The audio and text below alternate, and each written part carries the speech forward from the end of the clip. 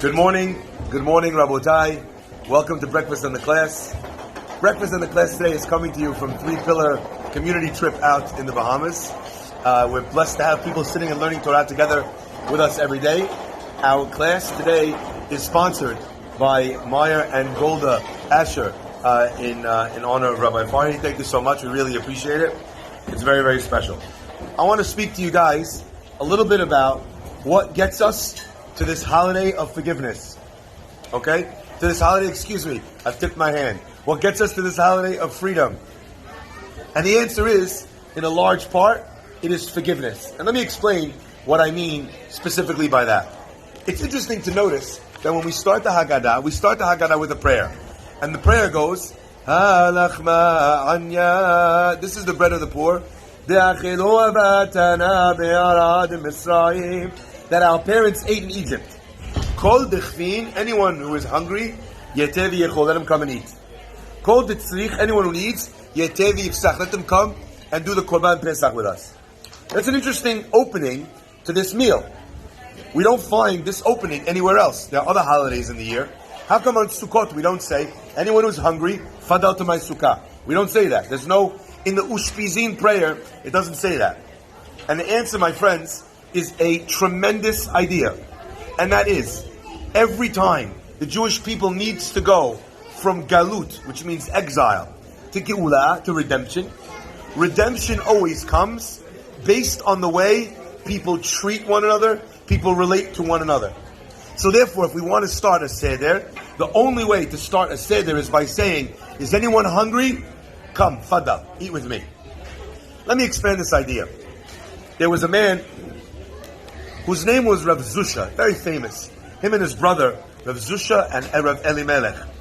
The two of them were great tzaddikim, but they were people who were very humble. So they didn't let always people know exactly how great they were. So if people didn't know, you could think the guy's a regular guy. Anyway, Rav Zusha, one of the things he would do is also he would travel, and he would pray in different places, and he felt that being on the move, on the run, without people knowing who he was something that would get him kapara. It would get him forgiveness for his sins, because our rabbis tell us that when someone wanders, it actually is very helpful for their kapara. So he would go from place to place. Anyway, one such time, he goes to this city, and it's Friday afternoon, and he arrives right before Shabbat. As the rabbi comes in, he sits in the back of the room. Nobody sees him. Nobody knows who he is. He's praying very devoutly. And after the services are over, the Gabbai stands up and he does something very beautiful that you see in many Jewish communities around the world. The Gabbai, the person in charge of the minyan, or the president, they stand up and they say, if anyone requires Shabbat hospitality, please see me after the tefillah. And they set them up with a Shabbat meal. Okay. Rav Zusha, at the end, he's praying so devoutly, the Gabbai, he gives all the guests, all the people, and everybody leaves. So he's left in the Beit Knesset alone with the Gabbai. Rav Zusha comes up to him and he says, excuse me, is there any place I could go to eat some food for Shabbat? I'm a guest here, a visitor. I have no place to go. Sometimes it happens in the city. You have people who are stuck. They didn't expect to be there. They're in the hospital for Shabbat. They have no kosher food. So I see the guy in shul. I'll go up to him. It's it's a hard thing, because if I see someone who's a stranger in my shul, usually the reason either is because they have a simcha, so they're in the hospital, or baraminan, they have a very difficult case, so they're in the hospital. So I go over, not sure if the guy needs a handshake or a hug. And a lot of times I wind up taking these guys, they come home with me for dinner. And my wife already knows that she can always expect me to bring home to find some strays, like they say. Anyway, Rav Zusha says to the guy, he says, is there anywhere I could go to eat? And the man says, now you're coming? I gave everybody all the things, they all left already. Half of them live on the other side of town. The only guy that's nearby is the actual president of the synagogue. He has an open house. Anyone could come. He's a very wealthy man. Anyone's welcome to join him. There's only one problem. The problem is that there's a condition. You know, they say conditions of carriage. The guy has one condition if you want to come to his house to eat Shabbat or Yom Tov. And that is, at his Shabbat table, he only has people who are scholars, who learn Torah. And he asks everyone at the table to say a Dvar Torah, to share words of Torah at his table. He says, but I see you praying. You look like you pray very devoutly, with a lot of concentration. You're probably a big rabbi. Rav Zusha looks him right in the eyes, and he says, Rabbi, me? He says, no, I'm the biggest Amaretz in the world. I don't know anything. I don't know any Torah. He says, well, if you don't know anything, I'm not sure. I don't know if I can take you there. That's his one condition. So the rabbi says, look, I don't know what to tell you. I don't know anything. I'm a hungry Jew. I need to eat something. The guy says, you know what? It feels like you're just saying that to be anaf. He goes, no, I'm telling you. I never really learned properly. He says, you know what? You'll come up with something. He says, I don't know if I'm going to come up with something if I don't have anything to say. He says, listen, you're driving me crazy. Go to the guy's house. Sit in the back of the room like you sat in the back of the shul. Make your kiddush quietly. Eat your food. Don't make any eye contact. And maybe you'll escape unarmed. The guy does it. The rabbi goes. He sits in the back. He makes kiddush. He starts eating. But like they say, no such luck. The Baal Habayit sees the guy come in late. He walks up to him. He says, wow, shalom aleichem. Welcome to my house. So happy to have you here with us. You know, Fadal, sit down. He gives him some kiddush, challah, right? Everyone else is already in the middle of the meal. The rabbi has an empty plate. He says, listen, in this house, we're so excited to host you, but everyone who comes, they share words of Torah. Shh. Shh. He shushes everyone. Hasik, the guy's eating breakfast over there. They think I'm shushing them. Go ahead, carry on, just eat, don't worry. That was part of the story. Anyway, so he shushes everyone, and the Rabbi Zusha, he looks up from his bread, and he says, his half his mouth full, he says, huh? Like, what do you want? He says, you know, start the Dvar Torah, b'chavod. The floor is yours. He says, what Dvar Torah? Minin Lewin, I'm not a Torah scholar, I don't know anything. He says, I'm sure you must have learned some Gemara. He goes, no. He says, maybe a Mishnah, no. Pasuk in the Torah? No. I don't really know anything. The guy says, listen, maybe you heard of Dvar Torah. Maybe you listened to Rabbi Mansour on iTorah.com. Just say something from Rabbi Mansour. Sorry, I don't know. He says, maybe you have a parsha sheet, you know, from when you were a kid. Give me something. He says, listen, I can't help you. I don't know anything. The Baal Habayit says, listen, in this house, the only people who eat are people who say Dvar Torah. If you can't say anything, then maybe you don't belong here. The guys next to him, now they're jabbing him in the ribs. Say something. You're making it awkward. Today's generation, there's nothing worse in the world than being awkward. A kid would rather be burned in a fire alive. You'd rather you stabbed him in the face with a knife. He'd rather you chucked him into an ocean with sharks than be awkward in front of his friends. Dad, so awkward. Okay. So, you're being awkward. Say something. The guy says, how can I, if I don't know anything, I have nothing to say. You see, part of Galut was not revealing who you were. You had to be treated like a regular guy. And then that kind of restored your humility. So the whole point of his traveling around is not so that people gather around him, ooh, wow, what a big tzaddik, what a chacham. He says, I don't know. Anyway, he says, I'm sorry, then you have to go. All of a sudden, a voice comes out, not from the heaven, but from a holier place, from the kitchen. The guy's wife says, Mechila, you're throwing someone out of my house? Anna Shatra. I make the nicest house. I make everyone feel at home. My middle name is Fadalina. Like, you understand? You're not throwing... If the guy didn't send him, that's one thing. But now he's in my house, you're going to throw him out because he didn't say a Dvar Torah. Not on my watch. I'm putting my foot down. The guy knows. The last time he put his foot down was when he cracked the glass under the kuba. It's not happening. It's over. So he's, he wants... All right, but his face, he's not happy. The guy sitting next to the rabbi says, listen, he's hosting you. He's doing you a chesed. You can't say something. It's not nice. Hakarat hatov. I guess hakarat hatov was the magic words. So Rav Zusha says, look, the only thing I know, I say Tehillim. I'm a simple Jew. I know Tehillim. So they say, okay, so say Tehillim. So he says, I'm going to say a pasuk in Tehillim then. He says, I have a question. From the Tehillim to the Haggadah. Okay, let's hear what the guy has to say. He says, in the Haggadah, we say, Zecher leMikdash kehilel. Who just said that? Sadeket. Zecher leMikdash kehilel. A remembrance to the Mikdash, like Hillel HaZaken, Shehayat Kol Chan used to make a sandwich. He says, if they're making a memory of him, the guy says, the rabbi, he's making himself like he's a dip, He says, if we're making a memory of him, obviously he was a tzaddik, right? Everyone looks at the guy like he fell off the moon. You bring me a Dvar Torah that Hillel was a tzaddik? Obviously. He says, I'm just saying, it says, Zecher leMikdash ki Hillel, we're making a Zecher of him, he must be a tzaddik, right? Everyone says, okay, right. What's your question? He goes, but in the Tehillim it says, Ki Hillel Rasha. Now, obviously, this is the dumbest question of all time.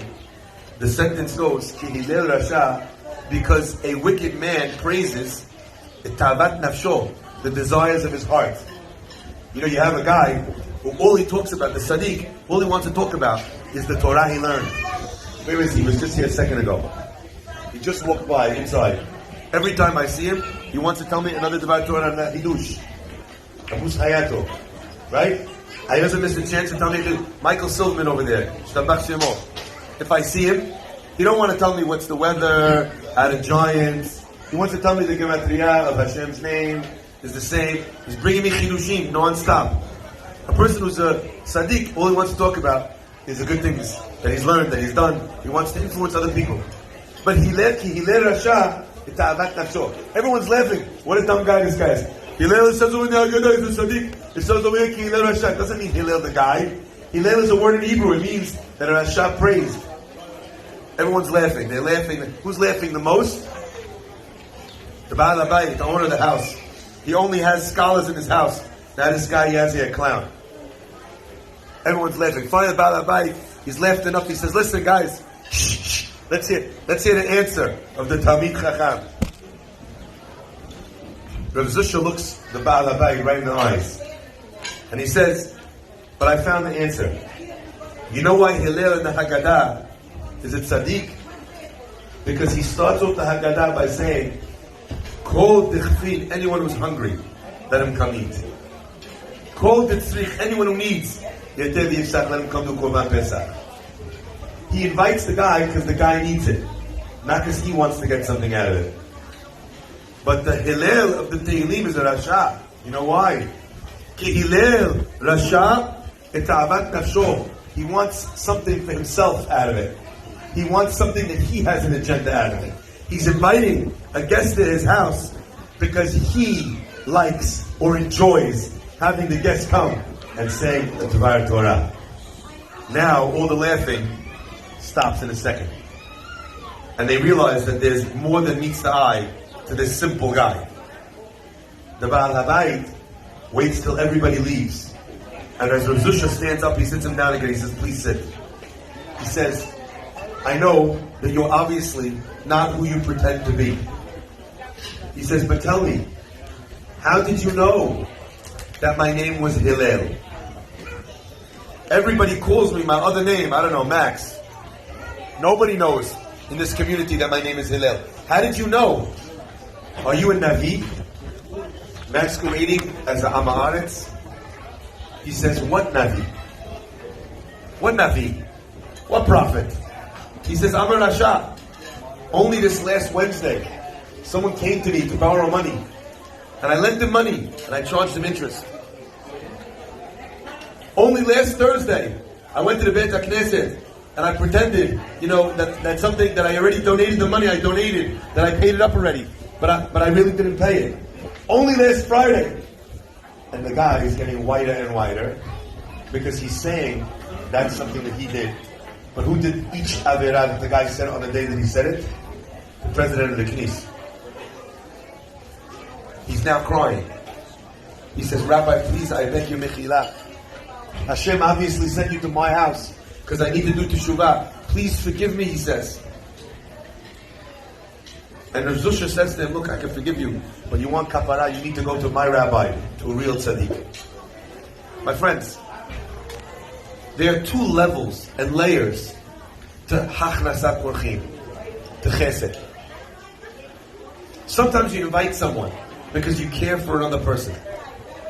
And sometimes you invite someone because of ta'avat nafsho.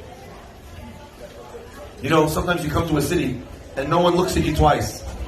But then, you speak Friday night, you speak in the shul Saturday, and everyone comes and surrounds you because you're a speaker.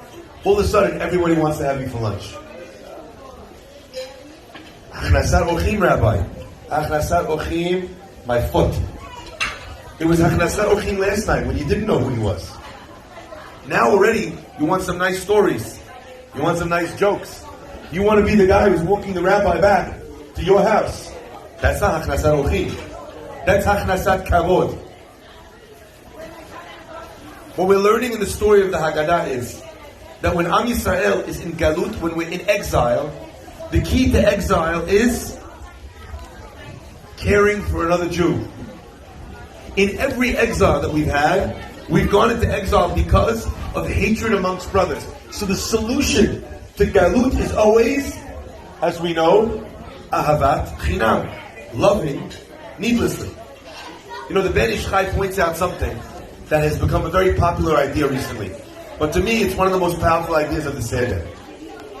There's two tibilas. There's two dippings in the Seder. One dipping is, we dip the maror into, the karpas into the salt water. The second dipping is that we dip the maror into the charoset. My friends, our rabbis tell us, the Ben Ish Chai says, that the two dippings in the beginning of the Seder and after we eat the matzah represent the two dippings that we have in the Torah. The first dipping is the Jewish people, the brothers of Yosef, dipping his coat in the blood of a goat and starting the process that took us down to Egypt. So hatred between brothers brought us into Galut. And the second dipping is when they dip in the Korban Pesach, in the blood, and they put it on the doors. And the mitzvah of the Korban Pesach is that you had to do the Korban Pesach with enough people gathered around to eat it together. If there wasn't enough people to eat the sed, to eat the sheep, what would you do? You would go and invite your family, invite your next door neighbor. You had to have enough people. Tachosu al haseh, it says. That means that one dipping represents the Jewish people coming apart at the seams, hating one another. And one dipping represents the Jewish people coming back together. In the end of times, in the time of Mashiach, we know that not everyone makes it across the finish line. But there's something that we could do, number one, to bring Mashiach faster. And number two, to merit to be amongst the people that greet the Melech HaMashiach. And first and foremost, in that list, is the way we treat one another. I read something magnificent. In the name of Rabbi Shalom from Zvil. He says, a fascinating idea. We look at the two eyes of a person and the mouth of a person, those two elements, the part that we use to judge someone and the part that we use to speak badly about someone. We know that when a Jewish person goes to the mikveh, he becomes pure. Says Rav Shalom of Zvil, you know why a Jew who goes to the mikveh is pure? Because when you go and you dip in the mikveh, your eyes are closed and your mouth is closed. The purity of a Jew is when they are not looking negatively at someone else, when they're not speaking negatively about someone else. So my friends, if the story of Pesach begins with genuinely inviting someone into our homes, what is the lesson for all of us for the entire year? Because the essence of a holiday is not designed for the holiday. It's designed for us to take from the holiday into our everyday, into our lives. And our rabbis write something very, very deep. And they say as follows. Galut, exile, is not only when a person is in a foreign country, when there's an iron curtain around the walls of that country you can't leave. It's not only when you're in Egypt or when you're in Rome, but a person, each and every one of us, go into states of exile. And we go into states of redemption. A couple that's trying to have children, who can't have children, is in a state of galut. A single person who cannot find their nasib is in a state of galut. Galut means where you are, not where you are supposed to be. When the life you're living is not the life you're supposed to be living. When you're suffering difficulty with your children and there's no harmony in the home, that home, you might be home, but you're in exile. You're in exile at home. I will never forget the time when I went to the Western Wall. And I was taken by the guy. It was right in the beginning, maybe one of the first times I went. And I was praying by the wall, and one of the guides said, "Come with me." And he took us into the tunnel. And in the tunnel by the Kotel, there's a glass floor right by the wall. Most of the women have not seen this because it's in the men's prayer section. But there's another one of these glass walls, these glass floors, in the tunnel tours. And you can stand on this thick glass and look down, and what do you see? That under the floor where you're standing, the western wall continues down, further and further and further. You can't even see the floor, it's so far down. And I remember as a child that it made a tremendous impact on me, because it made me realize that I was standing right by the wall, right by the kotel, right where my forefathers had prayed. But look at how far we were from standing in their shoes, from walking in their footsteps. So geographically, we were right at the kotel.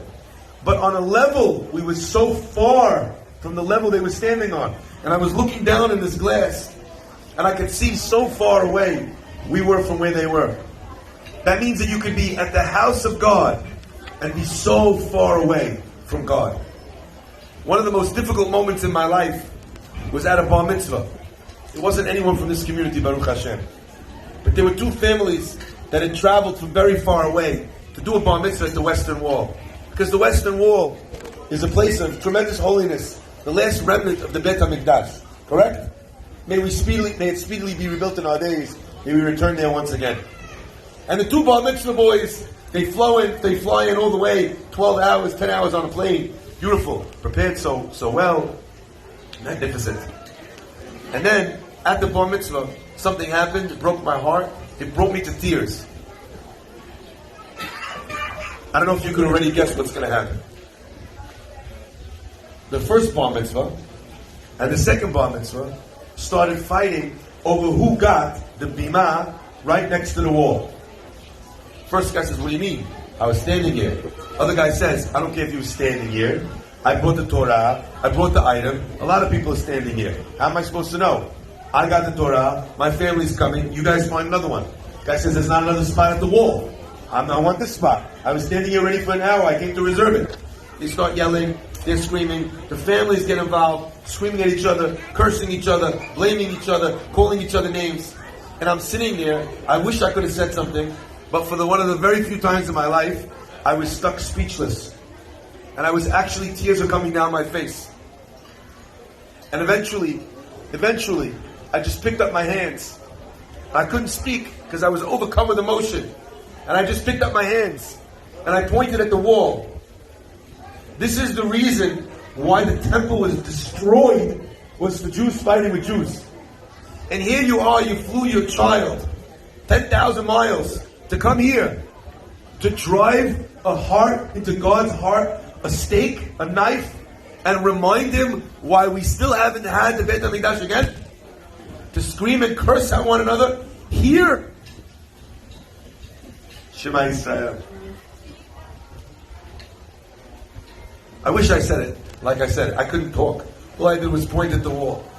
Until eventually one of them said, nah, I got to say the whole curse in Arabic. Walked away. Bar mitzvah somewhere else. I wish they both would have stayed home. I wish those kids did not have that bar mitzvah that day. I wish one of them had not prepared his bar mitzvah portion, so that they wouldn't have brought them to the kotel, so they wouldn't have made the Chilul Hashem, so they wouldn't have taught their kids that that's the most valuable thing. That's the lesson that kid will remember forever on etched in his memory, his bar mitzvah. Right? Kids, you remember the Simachot. What will the kid remember? That's what he's going to remember. Bar Minan, our long galut, my friends. We pray to God and we say, God, save us, take us out. The Shana Ba'abi Yerushalayim. And you know what God says to us? You keep talking about Israel. Could you buy the ticket?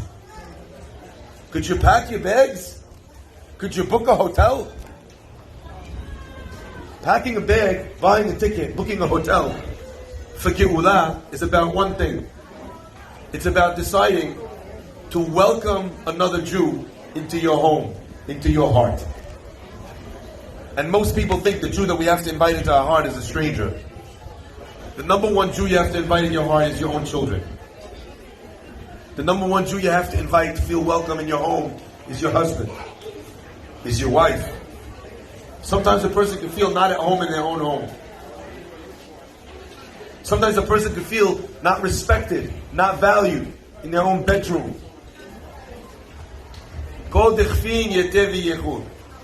Anyone who's hungry, let them come eat. Anyone who needs, let them come have a Korban Pesach. My friends, so how do we fix this? The only way to fix this is with forgiveness. It's to forgive people. Now most people think forgiving is something you have when you have a fight. But it's not true. Forgiveness is something, even on a stupid thing, on a silly thing, on something that didn't matter so much. Someone, you had your plate on the table over here for breakfast. The guy came, took the 2 tables, moved your plate on the 1 plate. You going to say something to the guy? No. How do you feel here? What a dick. Who raised this guy? He raised in a barn. You understand? We don't think of forgiveness for that. Because I'm not in a fight. He didn't say anything to me. I didn't say anything to them. Forgiveness means not holding a negative feeling in your heart. Because those negative feelings that we hold in our heart, even not for the other guy, even just for me, is poison. It's a curse that we carry with us. You know, I don't know if you know kids. We talked about the other day. Some kids, they have a nut allergy. They feel their lips are starting to get itchy. They feel their arm is starting to get puffy. What do? They take the EpiPen. They have to take the needle, stick it in them. Hurts. Could you imagine a person carrying a needle with them? The guy sticks himself. You say, "Oh, you're allergic to peanuts?" No. Allergic to sesame seeds? No. Allergic to fish? No. You allergic to anything? No. I'm just sticking myself. Why? I don't know. What, does it hurt? Yeah, it kills. Bleeding. Carrying around a grudge. Reviving a grudge.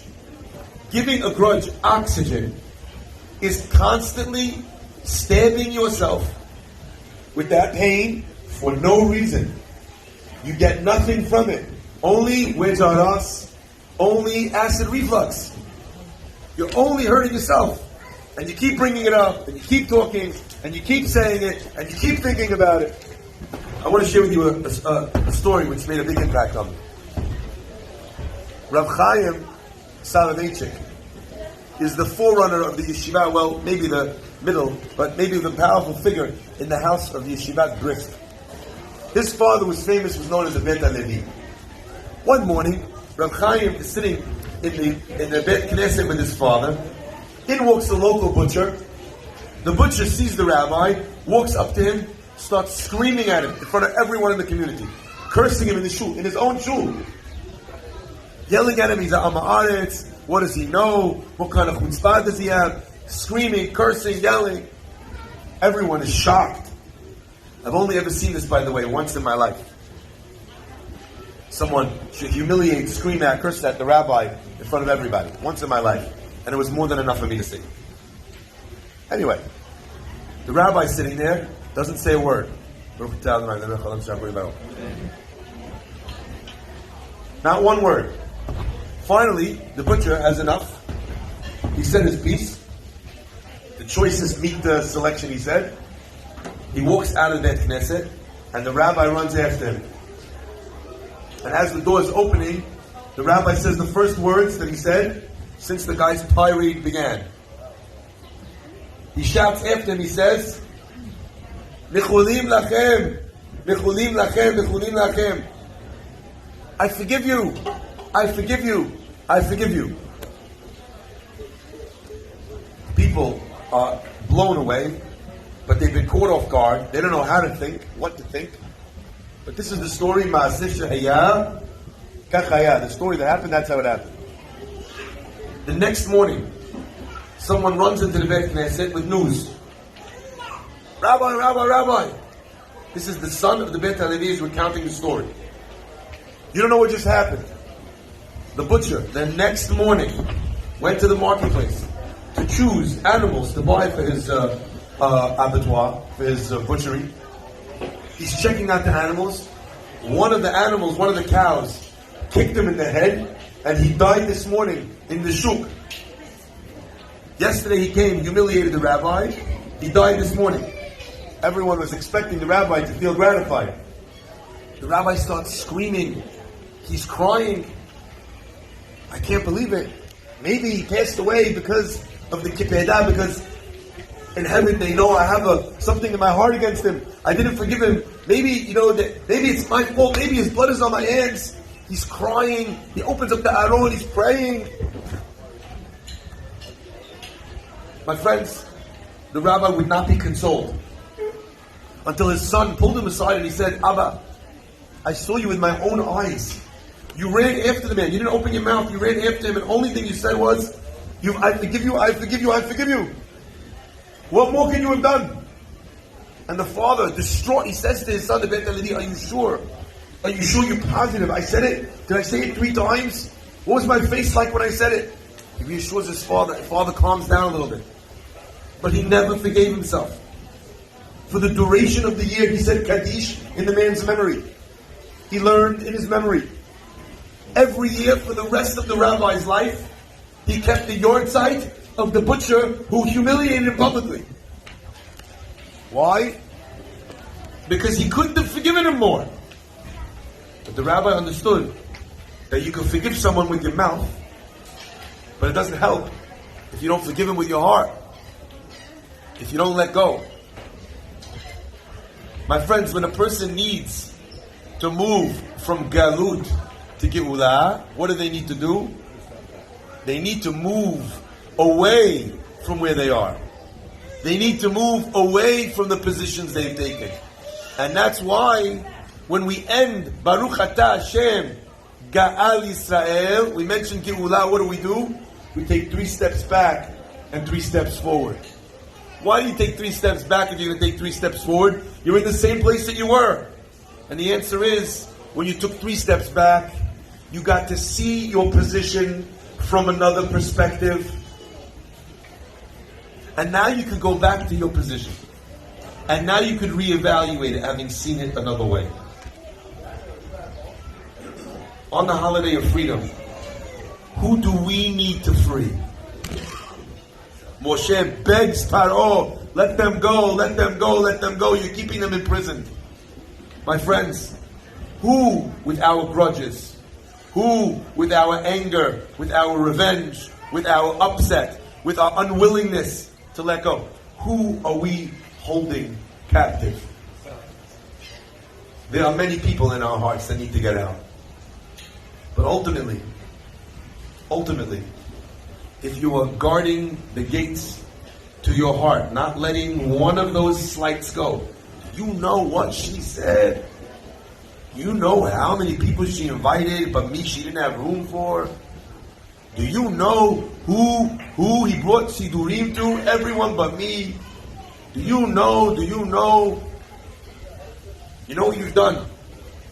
When you guard the entrance to your heart, to make sure that nobody escapes, that no good deed, that no bad deed, goes unrevenged, unavenged. Number one, you've turned yourself from a free person, from a CEO, from a beautiful homemaker, you turn yourself into a prison guard. But number two, when the gates of your heart are shut because you won't let anything out, those gates are not discerning. They also don't let anything or anyone in. You become a person who slowly but surely becomes incapable of loving in the way they used to love. We all know angry people. Worst victim of your anger is yourself. And I'll end with a famous line. Anger is punishing yourself for the sins of others. Who gets the heart attack? You get the heart attack. Who's burping up acid? You're burping up acid. Who can't sleep tossing and turning thinking about this? Handa, he's sleeping like a baby. Anger is punishing yourself for the sins of others. Rabotai, just 1 second. Take your hands with me for 1 second. Let it go.